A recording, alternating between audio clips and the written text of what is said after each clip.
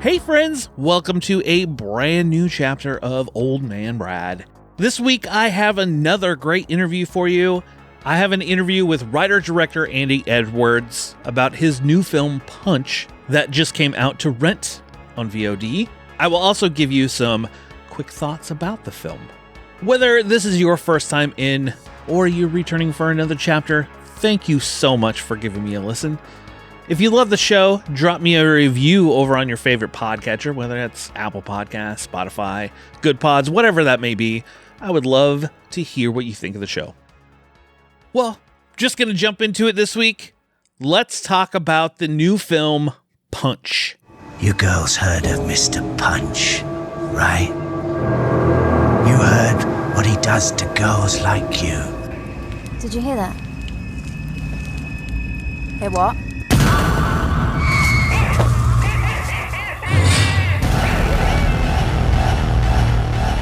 Now what do we have here? Stop it!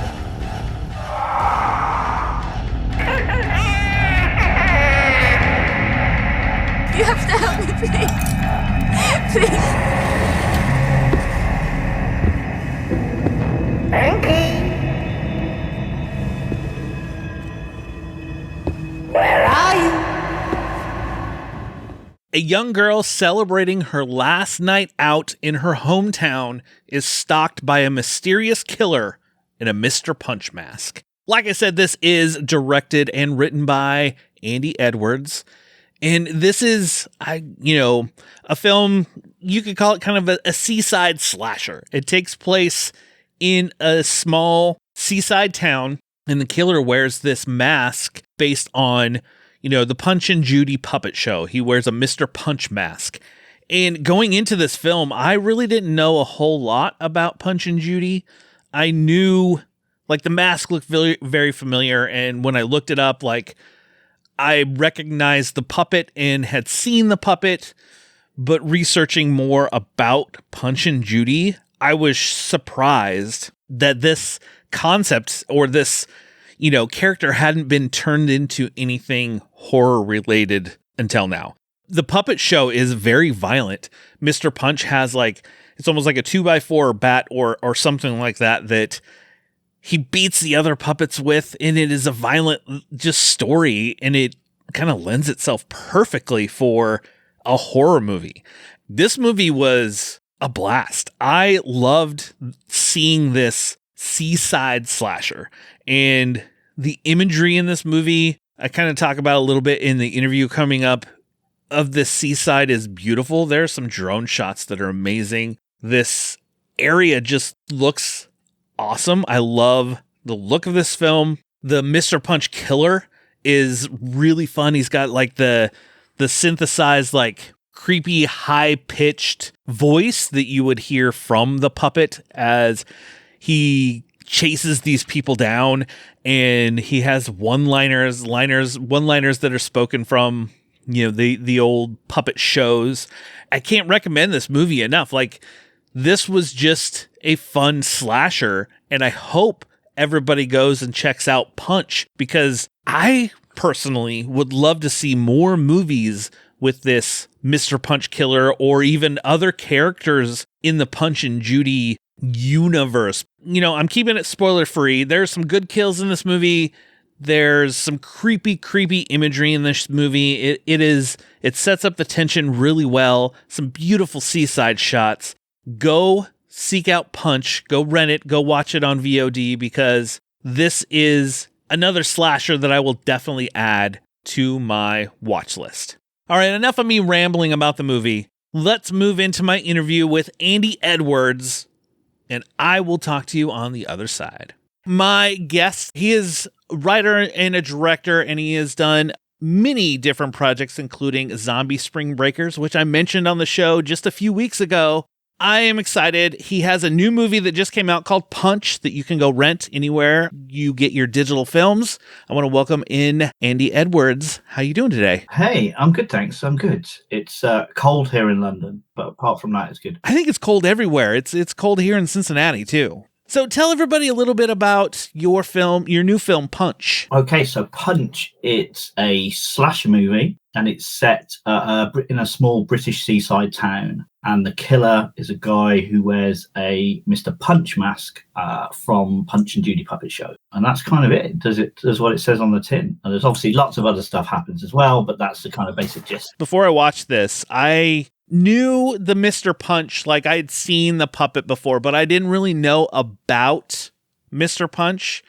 And I'm shocked that it has never been, the concept and everything hasn't ever been turned into a horror movie. So what inspired you, the Punch and Judy kind of characters? I'm putting that in quotes because it isn't, live action puppets or anything. Yeah, there's no puppets in this. But yeah, like you said, once I'd come up with the idea, I was like, well, somebody's obviously done this because it's kind of ripe for horror. Yeah. The Punch and Judy show, if people don't know it, it's it's hand puppets. But Mr. Punch is an incredibly violent character, and he beats his wife, he beats his child, he beats the police. He's a horrible character. And somehow that's kind of children's entertainment. And there have been films, there's a section of a British anthology film from the 70s, I think, where a killer puppet comes to life and attacks people. But nobody's ever made him as a character, as a slasher guy with a mask. Okay. And it all came from, I wanted to try and create a slasher movie here in the UK that had franchise potential, because we don't really have any. Mm-hmm. And I came up with all sorts of terrible ideas of, maybe wear a Union Jack outfit or a, bowler hat or something, to make him British. And then I had this idea of setting it at the British seaside.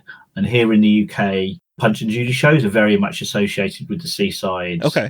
And so in the summer, they have the shows on the pier or on the seafront, and kids can come and watch. So as soon as I kind of put the setting together with a slasher movie, I was like, well, it's got to be Mr. Punch, really.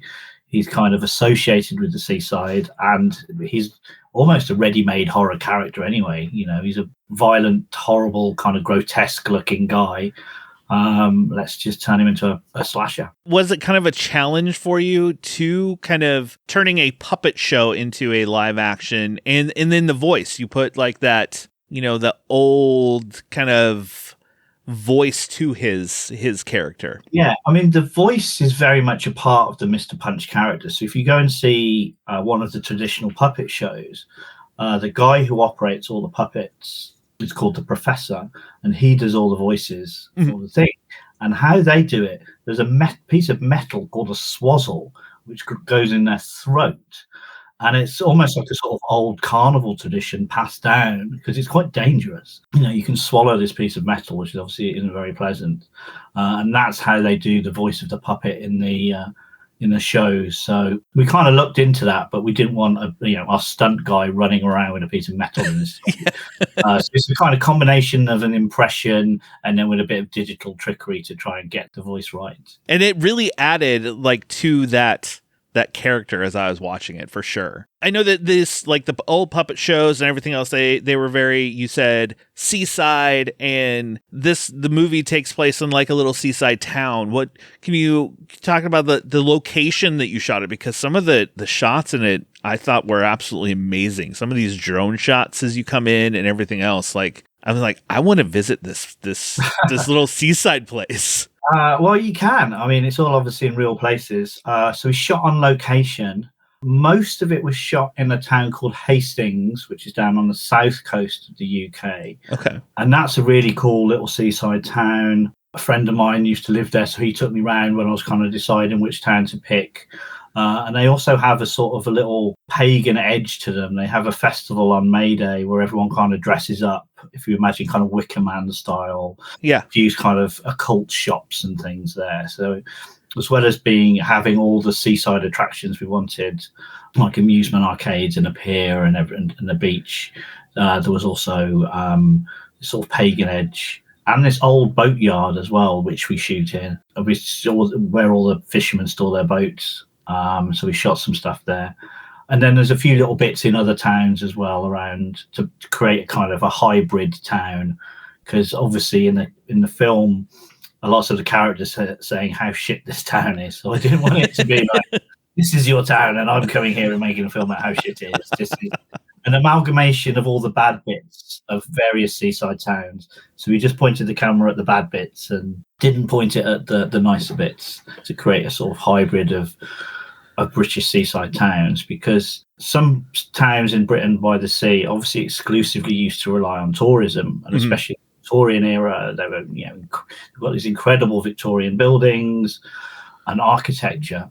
But then everybody started going to Spain and Italy on holidays, and nobody started going to these towns. So they kind of fell into decay, a lot of them. And a lot of them are now reinventing themselves and kind of becoming, you know, more interesting destinations and opening art galleries and vegan cafes and reinventing themselves. But some are still, you know, for 6 months of the year, very, you know, they're shut down. So when you were shooting on, you know, like the docks and in places like that, were a lot of these little like shops and stuff, was it just kind of closed up so it made it seem more of like a rundown? Yeah, totally. Yeah. I mean, Hastings, you know, is a proper vibrant town, but a lot of the things are obviously along the seafront are geared towards tourism. And so, yeah, for 6 months a year, a lot of them were shut up. So you can just kind of film those and give that, you know, air of, you know, kind of dereliction. Everyone's very friendly, though, even if we were trying to make their town look bad. Making, you know, a seaside slasher, I don't think I've really seen many, if any, seaside slashers. Was it a challenge, not only doing a slasher, to be like, I don't want it to be compared to everything that's come before, because we have quite a few slashers. It is, you know, a fairly saturated genre. I mean, it's a genre that I love. Yeah, same. But obviously, because it's just generally just a guy in a mask running around, they're cheap to do. So there's hundreds of them. So it was about kind of finding the formula of what people liked, what had worked before, which is, you know, teenagers being terrorized over the course of a night by a man in a mask, which is, you know, the kind of classic formula. But then, yeah, putting it into this new location that I don't think people have seen before, and then trying to make the most of that location and make the location almost another character in the movie. So we kind of rinsed everything that we could get really out of that location. You said you were trying to come up with an idea of, you know, like a British slasher or you know, trying to franchise, so to speak. Do you have ideas for more Punch movies, you know, rattling around in your brain possibly? Yeah, I've got them all written down, ready to go. We'll see how number one goes. But yeah, I've in an ideal world, I would want him to become a franchise, because that's the mark of a successful slasher, is that you can do number 2, number 3, number 4. And so, yeah, the idea would be there's kind of more backstory to the character to explain, which we would do in the sequel. But then after that, I'd be up for taking him out of his environment, bringing him to, you know, Miami or Vegas or somewhere. And then you'll kind of, your story comes from the culture clash then. So he's taken out of his environment. But yeah, I've got a whole bunch of ideas, including some like historical ones where you kind of maybe go back to find out the origins of the Mr. Punch killer, because he's originally actually an Italian figure. He was called Punchinello, and he came to the UK in the 17th century. So there's all kinds of potential for some kind of Punch origins movie. Okay. And with Punch now is available, you know, to rent everywhere. What was the journey like to get the movie of like, you know, I finally got this movie made? Was it a festival run up until the point? We did do some festivals, not a huge amount. Okay. Because I kind of wanted this to be, it's a streaming movie. It's, you know, meant for audiences. And, you know, if we want to do the sequel, you know, it's got to hopefully do well on streaming, really, for the distributors to kind of stump up the money for number 2. So, yes, we made the film, finished it sort of in 2023, and then it premiered at Fright Fest, which is the big UK horror film festival. And then from then on, just, talked to interested buyers, went with 101 / Miracle Media, and they said, we're going to put it out on all these platforms. We love it. So fingers crossed it goes well. Is there a physical release in its future, possibly? I am working with a separate company on that. Okay. Because yes, the people who took it were like, you know, obviously it's more of a niche now. the physical release. So they just wanted for streaming, but I've kept the physical rights. So I'm talking to another company now about putting together some kind of a physical release with more features. So not just the film. So we're going to do a little documentary on it. Put some little art cards in it. Make it worth people's while. Really. Right. So rather than a kind of mass going in the supermarkets, one do a proper nice release. I mean, I wish you all the luck with Punch. I enjoyed the film quite a bit, and I would look forward to seeing multiple movies in this franchise. As I researched Mr. Punch and Judy, I was like, how, like you said, how is this not done before? Because it is ripe for this type of thing. What do you have coming in the future? What other things that you can talk about are you working on? I know you have Midnight Peep Show that you were part of coming soon, very soon. Yes. So kind of things have all suddenly happened at once. So it looks like I'm incredibly busy. But the Midnight Peep Show is an anthology film that I did. So there's 3 sections in that and a wraparound, and I did one of the sections. And one of the sections was directed by a guy called Jake West, who horror fans might know. Did a film called Evil Aliens and a film called Doghouse. Okay. Stephen Graham and Danny Dyer in. So that is coming out on the day before Valentine's Day. And it's a sort of twisted anthology about relationships and kind of sexual misadventures that go wrong. And that is coming out in Valentine's Day. And then just today, it has been announced that a film that I produced called Custom is going to be playing at the Fright Fest part of the Glasgow Film Festival in Scotland, and that's in March. So that's going to be its premiere, but then we're looking at festivals around the world for that. So I didn't write or direct that one. That was my first venture into producing something that wasn't my own film. Somebody came to me with a script that could be done on a low budget, and I was like, yeah. How is that, doing that side of things over, writing, directing? I mean, I much prefer writing, directing. Producing is dealing with invoices and spreadsheets, and insurance, and it's pretty awful. And, on set, you're there to kind of problem solve and not do anything creative in front of the camera. So that took some getting used to, but I managed to help somebody get their first film made. I'm really proud of the film that he made, and I think that's the rewarding part of it, really, because I had no intention of becoming a producer at all, but in lockdown, like most people, all my projects fell apart and nothing was going on. So I had no money, so I set up my own production company just to kind of teach myself the ropes of production. And so we did a thriller called Graphic Desires, which is out definitely on video demand, might be on AVOD now. Okay. That's a thriller, and we super small cast, interior locations that we could have done, we managed to do in COVID, in the lockdown restrictions that we had over here. And then Punch was my second one that I produced, and then Custom, which is just going to hit the festivals. That was my first step into producing something that I hadn't also written and directed.